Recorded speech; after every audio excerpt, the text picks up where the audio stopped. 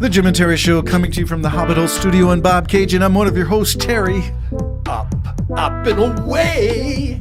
I'm Jim. Jim's in the fifth dimension. I thought he was here with me in reality, but he's somewhere in space. We're going to be talking about space. That's why I said the up and away. Up and away, and all I think of is the hot air balloon in the fifth dimension, in the basket underneath the balloon going up.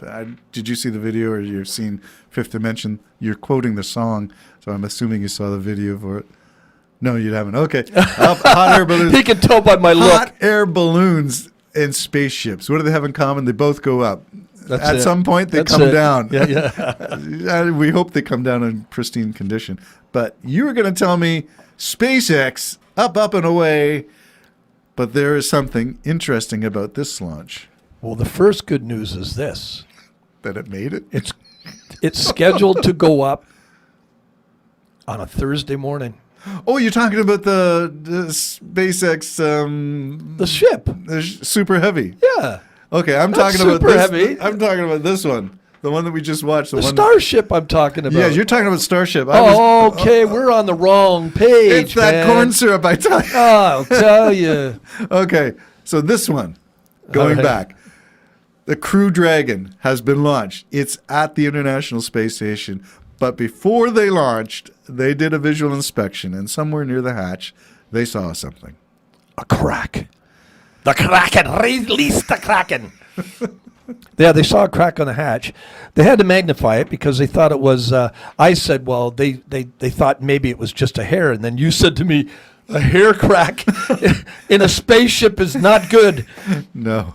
And then, and so, but they launched, they safely got to the space station, and but God you said they have back. to stay there, the space shuttle, the Crew Dragon, stay there. It doesn't come back and get a repair job and then go back. It's up there to take them back home with a crack in its door. So hatch. We panicked. I panicked because the Crew Dragon had the name Endeavour, and I thought that was Discovery. I misspoke around the shuttle disasters. And I thought, you're sending them up? This is like going up, knowing that one of the tiles, the heat tiles on the shuttle, fell off during launch, and there's nothing you can do.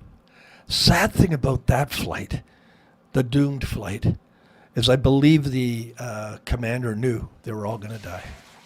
He knew. From the get-go, they had said, Commander, you're set only, and he had heard, they communicated to him. You are going to die. And how sad is that, man? That is sad. But they, all of these brave souls, I mean, to me, they're very brave They're people. explorers. By the way, Terry, there's a crack in the hatch. Should we go? Yeah, let's go for it. What?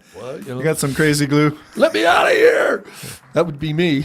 Yeah, unfortunately, once the launch is given, you cannot Yeah, you abort. can't park at a Tim Hortons and just get out and wait for the mechanic to come and fix it. No. It's do or die. Ooh, I hate that term. Yeah, that is... Okay, so that's the crack in space. The Crew Dragon's up there. It's attached to the International Space Station. They took a Russian cosmonaut on this mission. Interesting, isn't it? It is bizarre to me. It's like one of those things where we sit in the Hobbit Hole and we talk about Ukraine and missiles exploding, people dying in apartments, infrastructure being destroyed, nuclear plants threatened by bombs, and people dying all over the place. And then we have Gaza, the same thing, people dying by tens of thousands. And we're sitting here having our pancakes and corn syrup. And there's a comrade with an American and with somebody else orbiting the Earth right now, enjoying their time together and working together side by side. The mental gap, it's like ripping your head open and taking your one side of your brain from the other side and pulling them apart. Mm-hmm. How do you keep these things together? Imagine just what you could do. I think Reagan might have been right when he said, the only thing that's going to unify us is if there's a threat from beyond. And maybe, who knows, maybe all this UFO stuff is, maybe it was a 60, 70-year plan to prepare man for a make-believe battle. Some people believe this. To unify us by pretending there's an enemy. I don't know. It's just another way to look. I like to think that they're really there. So Orson Welles was right? Sort of idea, yeah. Okay, we'll all get together because we're all threatened. Every country is threatened. Yeah. So we have to work together or we will die. So I don't know. I don't think so. I'm just saying that some people believe I just thought it was interesting that there's a movie coming out with the same plot line, that war is declared on Earth, and they've annihilated each other. Looks like a horrible You can movie. see that the explosions going off on the surface of the Earth. Looks like a horrible And movie. war is declared. And what does war look like when you're orbiting in a space station attached to each what other? they're going to, the sad thing about that is the order goes to the cosmonauts, take over the ship. They portrayed it in the movie that way. Have you seen it or something? No, I can You tell by watched looking the at trailer. it, it's just crap.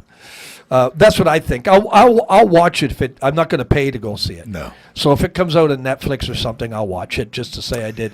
But I might not watch the whole thing because it's going to be one of those ones. It's inevitable how it's going to work out. Yeah, the Americans are the good guys. Yeah. So that's and you're going to have Jason Bourne or somebody is going to be there and be the hero of it all. The interesting thing about all the space stuff is the Starship, the gigantic This mother is of where all we're ships. going. The third launch attempt is coming on a Thursday. Next week? I think it's in April. Oh, they put it off. That's no longer in March. I think it's April 14th, I think. They were hoping for it to be March 8th, so it's got moved. I think it's got moved. One of the reasons is it's the anniversary of SpaceX or something, or the first launch ever of a rocket or something to do with SpaceX. We'll see. But if it is that day, I'll get up a little bit early and get here to watch it with you. Oh, yeah. What Yeah, we'll have time a are good we time. looking for? What's the launch? Well, the window's going to be from 8 in the morning till... To 8 at night. Yeah. So, we'll get here and hopefully... Last time we watched it together. Yeah. And this time... We had 3 different They're sounding views. pretty confident this time, though. Even though they won't admit it, that the plan has changed, eh? So... They went minute by minute how they're going to do it. It's funny, the booster's backing in the water in 7 minutes or something like that. Then the Starship is going out, but it's not going to go by Hawaii. It's going to go over to the Indian Ocean and land in the Indian Ocean. Plus, they're going to do the belly landing, the heat shields, and try to reignite the engines, and try to reignite the engines in space. And they're going to test the hatch to the Pez dispenser? The Pez dispenser. All in this one shot. I'm going, okay, this is cool. So it'll be over an hour in orbit. Unbelievable. Now, tell me about the complications of the Indian Ocean as a There's no retrieval then. This is just. No, it's going to go in the water, but it was going to do that off Hawaii too. This one they're not going to try to save. Okay. All of Now, them are just going to go. There in the is water. that one spot that they try to take all these spaceships down. The International Space Station, when it runs out of its life, it's going to land in this dead zone of the ocean where nobody goes, and it's where all the satellites go I to think that'll be the Pacific Ocean, isn't it? The biggest target. Yeah, out of the way. Yeah. Out of the way. But this was Indian Ocean. Ocean. The So Indian why Ocean. that switch? Do you know anything about Just more time in space. I think they're confident if they make space, they can stay in space. That's what I'm thinking. that? So then they really don't have to. They can choose their point then. Once they're in orbit, then they can keep going round and round until they decide to bring it down. Yeah, but they're going to bring it, I think, one orbit and then bring it down. But in that orbit, they're going to be testing the engines. They're going to be testing the Pez dispenser. And the Pez dispenser, folks, is a revolutionary satellite delivery system, which is amazing. It just pops the satellites out like a Pez dispenser because this rocket is that big. All these satellites, this is the version 2.0 of the Starlink. Yeah. They're bigger than the... They're like 2 tons, aren't they? or Yeah, something, each one? so when we think of these, they're racked and stacked. And Yeah. that's why it's called a Pez dispenser. And they get pushed up one and ejected. Or pushed down, whichever way yeah, you want to look if it's at stacked above or Yeah, I below don't- the hatch. I don't know which. I'm assuming it's stacked below. Now, but I don't know we if they're going to have dummies or real ones, but they're going to test the hatch. That's all I know. Right, Now, opening it and makes closing. sense to me, while you're doing that, why not have the dummy? Because part of the problem with the second launch not succeeding is they didn't have a payload. Yes. So why not send a mock payload up? It's just going to burn up into the atmosphere anyways. Yeah. Do they have to be powered at that point? As long as they're suborbital, the stuff will burn up in the atmosphere. So if they have something that has the equivalent mass of one of these Starlink satellites, Yeah. it will test the system fully with the same mass as a Starlink. Yeah. And you Load think it with you'll- something really nice like Happy Juice or something. I don't know. I don't want anything up there that, I mean, have you heard how many particles and Oh debris? yeah, but I mean that's what SpaceX is trying to fix. I mean, these humongous ships are going into the ocean, but every day there's something flopping into the ocean. The SpaceX system is designed so no more will flop into the ocean. Yep. So they're going to have to put a number of them in the ocean, maybe 6 or 7, I don't know, in order to get it so that never again do you have to have something dropping into the ocean. Completely reusable rocket system. Reusing rocket system. If you don't have SpaceX, well, everybody's dropping them in the ocean. Yeah. So Have you ever seen the map of all the debris that's in space? yes, I have. It's Oh my goodness. yeah, and they actually sent a satellite up. Somebody did that's actually trying to catalog them. It's taking pictures of them and stuff for recovery purposes. Wow. See if and now the only one capable of recovering at this point is SpaceX to Right. go up there and grab it and bring it back. With their big open canopy thing, the yeah. fairing that opens up like the jaws of life or something. But first things first, get into space. Yep. So you're thinking that's in April. Yeah. Is that after the solar eclipse, which is coming April I think it's 8th? the 14th. Okay, so that's after the solar eclipse. Oh, yeah, then the solar eclipse is the 9th, right? I thought it was the 8th, but For God's don't sakes, quote me on I that. don't know. Let me just take a look here. And then, so we're watching that then. It'll be launched on a Thursday in April. Okay. Stay tuned. The Jim and Terry Show will do, maybe we'll do, Well, if it's a Thursday, it must be the 11th or something. is that, so that you're thinking it's mid-April. Is it before or after Easter?